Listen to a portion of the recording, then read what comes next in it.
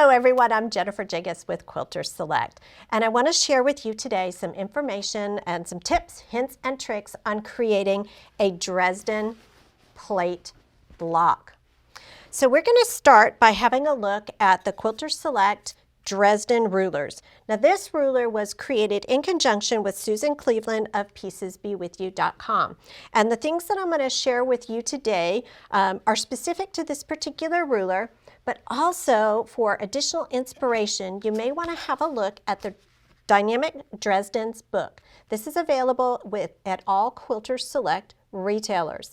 Okay, all of the projects in this book are compatible with the Quilters Select Dynamic Dresden ruler.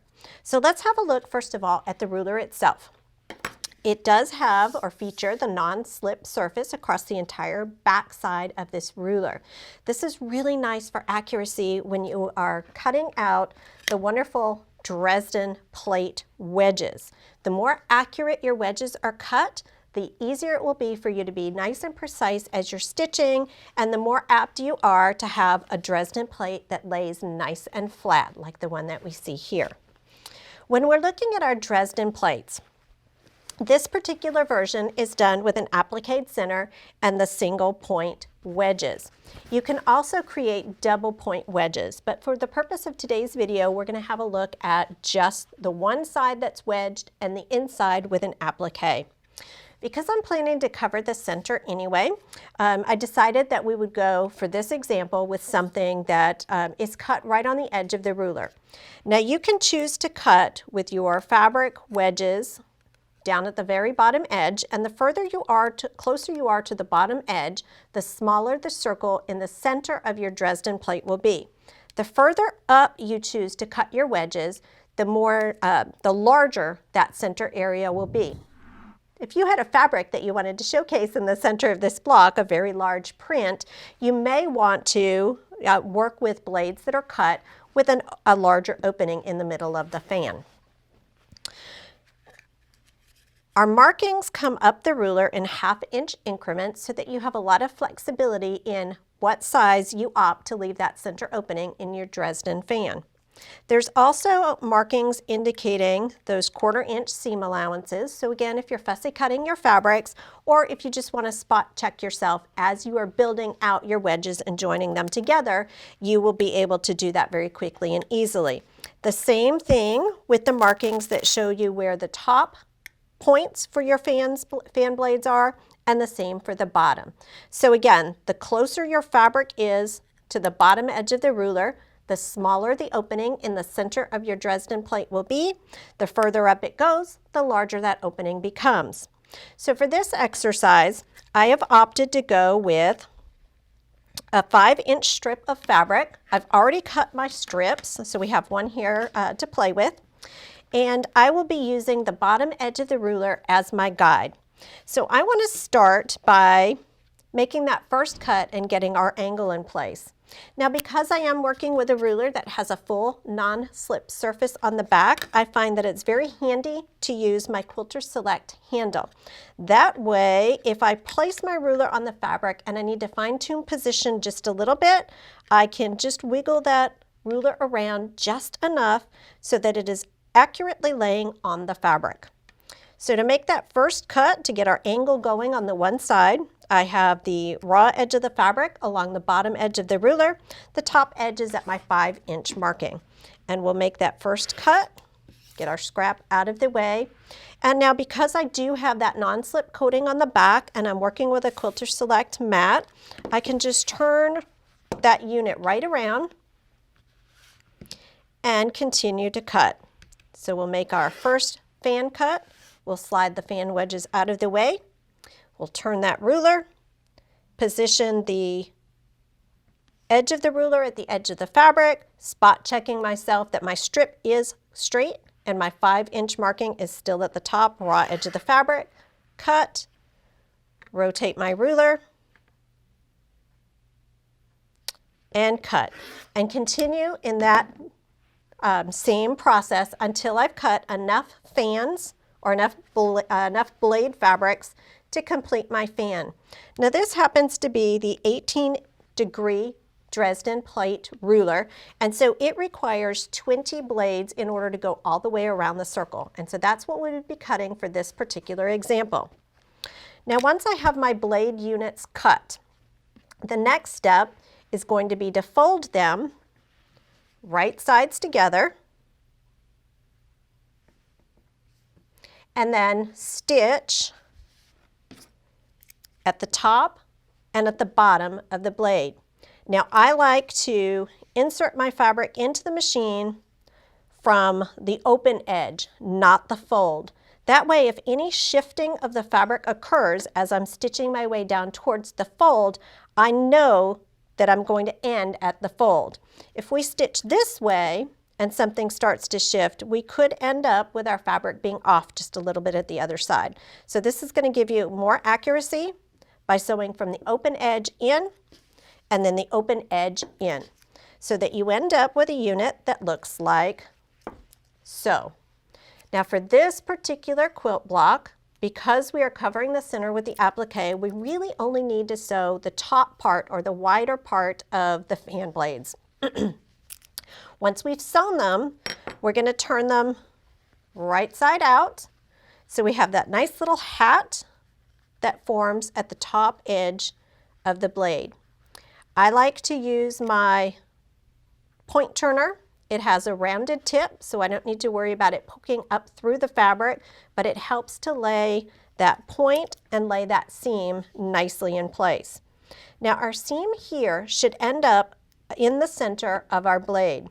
If you are newer to working with Dresden plates, or you just want to double check yourself, you can take your ruler and just give yourself a little, are you right in the center from the top to the bottom? And before you give this a solid press, you can just make a couple of little marks using your Quilters Select self-erase marker.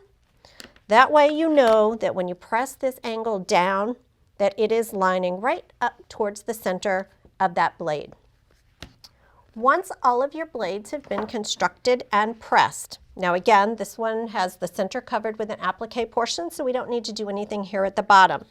We would take all of our units, lay them out in whatever arrangement suits you. Here, we'll just go part way around for the purposes of our video.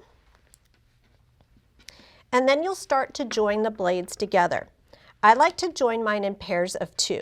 I would stitch these 2 and these 2 and these 2. Now when you join them, you will want to position the tips of the blades at the top and stitch from here down. If you end up a little off at the bottom, it is not a big deal, because in this particular case, we're going to be covering the center of our Dresden plate with an appliqued circle. So 2 at a time from the top down towards the skinny end. Once you've sewn all of your blades in pairs of 2, then you're going to sew the 2s together to join up so you have units of 4, and so on until you have 2 half circles of 10. And then you will stitch them together. So now you have a ring that's sort of floppy and loose. Take that ring to your applique fabric. When I lay it down on my fabric, if I have pieced accurately, if I have cut accurately, it should lay down nice and flat for you. If you are working on any of the projects from the Dynamic Dresden book, there are some templates in there to help you keep that circle aligned. But I find that starching my fabric so it's nice and crisp, cutting carefully, piecing, as I showed you, working from the open edge in, sewing in units of 2, and the 2s together to become 4s, etc., that my plates land nice and flat on my fabric. At this point, I'm ready to applique the Dresden blade down to the background. Pins will work, but I find that they do shift just a little bit. So I like to use R&K Stitch Perfection tape. This is a double-sided adhesive that is water soluble. So once I have my blade or my plate down on my background fabric, I will take the tape and I will put a piece of tape at the 12 o'clock, 3 o'clock, 6 o'clock, and 9 o'clock position up underneath the fan. This will hold it and secure it in place. It's not going to wiggle, it's not going to shift like pins could potentially do. And then to give myself even just a little extra something, I will use my Quilters Select glue stick, and I'll put a little dot of glue. I'll pick up each fan tip, put a little dot of glue underneath, and press them down.